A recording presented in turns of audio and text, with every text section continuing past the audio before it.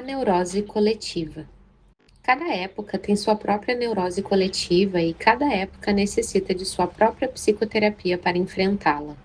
O vazio existencial, que é a neurose em massa da atualidade, pode ser descrito como forma privada e pessoal de niilismo. O niilismo, por sua vez, pode ser definido como a posição que diz não ter sentido ser.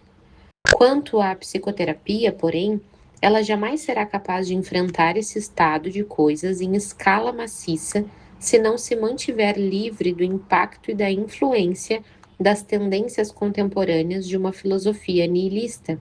Caso contrário, ela mesma representará um sintoma da neurose de massa, ao invés de sua possível cura. A psicoterapia não só refletiria uma filosofia nihilista, mas, mesmo sem saber e sem querer, também transmitiria ao paciente o que na verdade é uma caricatura e não uma imagem verdadeira do ser humano. Antes de mais nada, há um perigo inerente na doutrina do nada mais que aplicado à pessoa. A teoria de que o ser humano é nada mais que o resultado de condicionamentos biológicos, psicológicos e sociológicos, ou produto da hereditariedade do meio ambiente.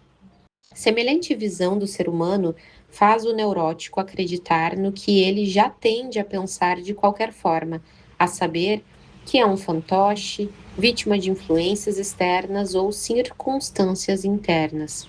Esse fatalismo neurótico é fomentado e reforçado por uma psicoterapia que nega liberdade à pessoa. Sem dúvida, o ser humano é um ser finito e sua liberdade é restrita.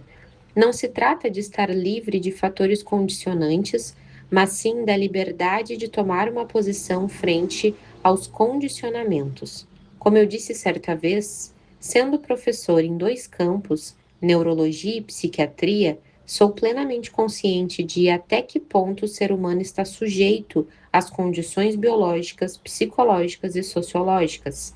Mas antes de ser professor nessas duas áreas, sou um sobrevivente de 4 campos de concentração, e como tal, também sou testemunha da surpreendente capacidade humana de desafiar e vencer até mesmo as piores condições concebíveis. Crítica do pandeterminismo. A psicanálise muitas vezes tem sido criticada por seu chamado pansexualismo. Eu, para começar, duvido que essa censura jamais tenha sido legítima. Parece-me, entretanto, que existe um pressuposto ainda mais errôneo e perigoso, que eu chamo então de pandeterminismo. Refiro-me à visão do ser humano que descarta sua capacidade de tomar uma posição frente a condicionantes, quaisquer que sejam. O ser humano não é completamente condicionado e determinado. Ele mesmo determina se cede aos condicionamentos ou se lhes resiste. Isso é, o ser humano é autodeterminante em última análise. Ele não simplesmente existe, mas sempre decide qual será a sua existência, o que ele se tornará no momento seguinte. Da mesma forma, todo ser humano tem a liberdade de mudar a qualquer instante. Por isso, podemos predizer seu futuro somente dentro de um quadro muito amplo de um levantamento estatístico relativo a um grupo inteiro. A personalidade individual, entretanto, permanece essencialmente imprevisível. A base para qualquer previsão estaria constituída pelas condições biológicas, psicológicas ou sociológicas. No entanto, uma das principais características da existência humana está na capacidade de se elevar acima dessas condições, de crescer para além delas. O ser humano é capaz de mudar o mundo para melhor, se possível, e de mudar a si mesmo para melhor, se necessário. Permitam-me citar o caso do Dr. J. Ele foi o único homem que encontrei em minha vida a quem eu ousaria chamar de um ente mefistofélico, uma figura diabólica. Naquela ocasião, ele era comumente chamado de carniceiro de Steinhoff, em alusão a um grande hospital psiquiátrico em Viena. Quando os nazistas começaram seu programa de eutanásia, ele era a pessoa-chave, tão fanático em sua função que tentava não deixar um único indivíduo psicótico escapar da câmara de gás. Depois da guerra, quando voltei a Viena, perguntei o que aconteceu ao Dr. J. Os russos o prenderam numa das celas isoladas de Steinhoff, foi o que me contaram. No dia seguinte, entretanto, a porta de sua cela estava escancarada e o Dr. J nunca mais foi visto. Mais tarde, eu estava convicto de que, com a ajuda de seus companheiros, ele rumou para a América do Sul como vários outros. Mais recentemente, entretanto, fui consultado por um ex-diplomata austríaco que estivera muitos anos encarcerado do outro lado da cortina de ferro, primeiro na Sibéria, depois na famosa prisão de Lubyanka, em Moscou. Durante um exame neurológico, de repente, me perguntou se por acaso eu conhecia o Dr. J. Eu disse que sim e ele continuou.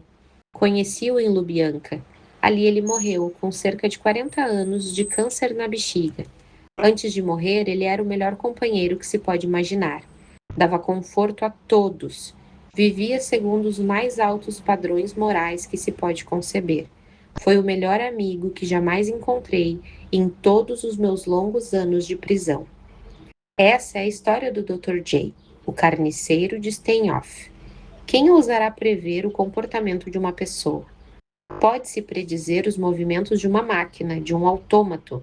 Mais do que isso, pode-se tentar predizer até mesmo os mecanismos ou dinamismos da psique humana, mas o ser humano é mais do que sua psique. A liberdade, no entanto, não é a última palavra. Não é mais que parte da história e metade da verdade. Liberdade é apenas o aspecto negativo do fenômeno integral cujo aspecto positivo é a responsabilidade.